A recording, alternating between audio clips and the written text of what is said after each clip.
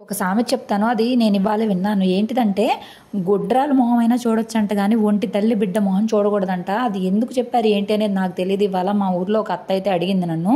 "అమ్మ మళ్ళీ ఇంక పిల్లల్ని ఎప్పుడు కంటావు? ఒక బిడ్డ తల్లి మొహం చూడకూడదు. చెల్లిని గాను" అంటుంది.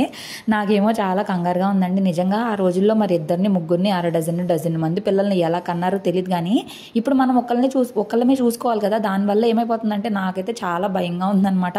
అమ్మో! అవితోటి ఇంకొక బేబీనా బాబోయ్ అని చెప్పుంది. సో చూడాలి, ఇంకా అవి కొంచెం పెద్ద అయితే బాగుంటుంది. ఇంత చిన్న వయసులో మళ్ళీ కన్సీవ్ అయ్యి బాబుని చూసుకోలేక, ఆ పుట్టే బేబీని చూసుకోలేక కష్టం అనిపిస్తుంది నాకు. అయినా నాకు పీసీఓడి ప్రాబ్లం కూడా ఉంది కదండి. అంత తొందరగా అయితే ప్రెగ్నెన్సీ వస్తుందని నేను అనుకోవట్లేదు. ఇంకంతా దేవుడు రాత, దేవుడు ఎలా రాస్తే అలాగే జరుగుతుంది. అయితే అస్సలు పిల్లలు లేరు అనే దానికంటే ఎవరో ఒకళ్ళు ఉన్నారు కదా అని ఎంతో కొంత ఆనందం.